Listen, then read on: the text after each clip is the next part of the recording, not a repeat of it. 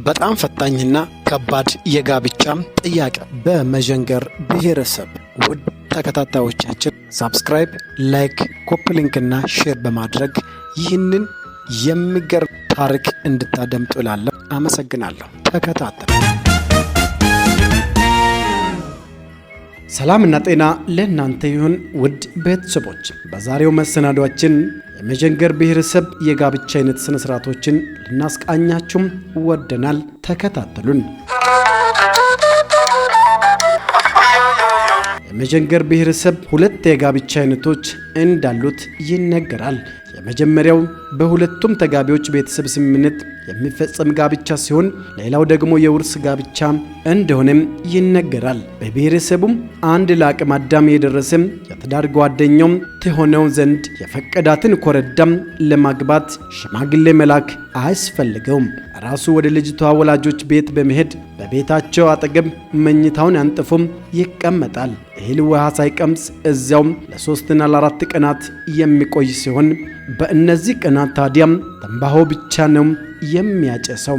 ይህ የሚያደርገው ለልጅቱም ያለውን ጥልቅ ፍቅር ለመግለጽ እንደሆነም ይታመናል። ልጅቱም የልጁን ሁኔታ ስታይ አመጣጡም እርሷን ብሎም እርሷን አፍቅሮም እርሷን ፍለጋ መሆኑን ስለምትረዳም እርሷን በበኩሏ እሱ እያያት ምንም ነገር ወደ አፏ አትወስድም፣ እህልም አትበላም፣ ውሃም አትጠጣም። ልጅቱም እርሱ ውጭ ቆሞም እኔም አልበላም አልጠጣም እፈራለሁ ትበል እንጂም ወደ ማጀት ዞር ብላም መጉረሷም አይቀርም። እርሱ ግን ትንባሆ ብቻ ያጨስም ለ4 ቀናት ያህል ምግብ ሳይቀምስ እንደሚቆይ ይነገራል። በዚህ መሃል የልጅቱ አባት የልጁ አመጣጥ ምን ፍለጋ እንደሆነም ስለሚገባው ልጁ ያለውን የፍቅር ጽናት የመንፈስ ጥንካሬውንና ብርታቱን መፈታተን ይጀምራል። እናም በአንድ ቀን ለጎረምሳው ገጀራም ያቀርብለትና ወደ ምንጣሮ እንዲሄድ ብሎም ያዘዋል። ጎረምሳውም ሳንገራግር ገጀራውን ይዞም የልጅቷን አባት ይከተላል።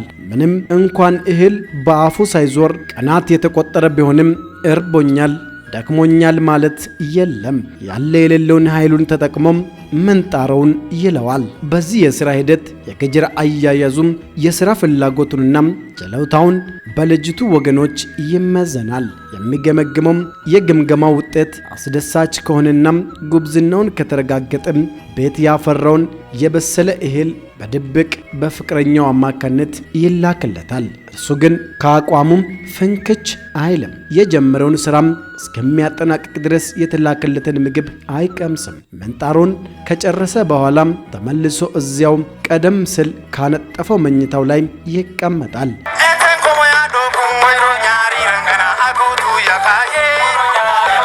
ከጥቂት ቀናት በኋላ ግን በጓደኞቹ አማካይነት ያፈቀራትን ኮረዳም ይዞም ይኮበልላል። ከዚያም በፍቅረኛው መሃል አናት ላይ ዳጎስ ያለ ቅቤም ይደረጋል። ይህም ሁለቱም ወጣቶች ተጫጩ ወይም ቃል ኪዳን ተገባቡም እንደማለት እንደሆነም ይነገራል። በብሔረሰቡም ቅቤ የተቀባች ልጃገረድ አትደፈርም፣ በጣም ትከበራለች። መታጨቷ ስለሚታወቅ ማንም ወንድ ቀና ብሎም አያትም። ይህን ሥርዓት በመፈጸም ልጅቱም የእርሱ መሆኗን ካረጋገጠ በኋላም ወደ ወላጆቿ ቤት ይመልሳትና ሽማግሌም ይልካል። ከዚያም በኋላም በልጅቷ ወላጆች መልካም ፈቃድ ጋብቻውን እንደሚፈጸም ይነገራል። ለጥሎሽ ጦር ጨለናም ጠገራም ወይም ፍለጫም ማቅረብ በመዠንገሮች ዘንድ የተለመደ ነው። በመዠንገር ብሔረሰብ አግቢው ልጅ ይህን ለማድረግ አቅም ከሌለው አቅም የለኝም ብሎም አይቀመጥም ወይም ጋብቻውን አይሰርዝም። የተጠየቀውን እንዲያሟሉለት የቅርብ ጓደኞቹን ይጠይቃል። ጓደኞቹም ባይኖራቸውም ከየትም በማፈላለግ አምጥቶ ይሰጡታል እንጂም የለንም ብለው ባዶ እጁን አይመልሱትም፣ አያሳፍሩትም። በመዠንገር ብሔረሰብ ሁለተኛው የጋብቻ አይነት የውርስ ጋብቻ ነው። ይህ በባህሉ መሰረት ባል ሲሞት የሟች ታናሽ ወንድም የሟችን ሚስት የሚያገባበት ስርዓት ነው። ጋብቻውም ባል እንደሞተ ወዲያው አይፈጸምም።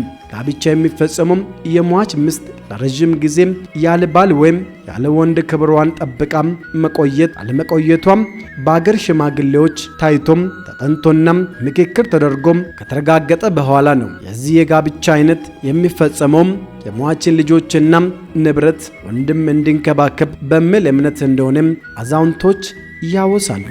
በዚህ በውርስ ጋብቻም ስርዓት ታናሽ የታላቅን ሚስት እንጂ የታናሽን ሚስት ታላቅ ፈጽሞ ማግባት አይችልም። እንዲህ አይነት ድርጊት በብሔረሰቡ ዘንድ ውግዝናና ነውር እንደሆነ ይነገራል።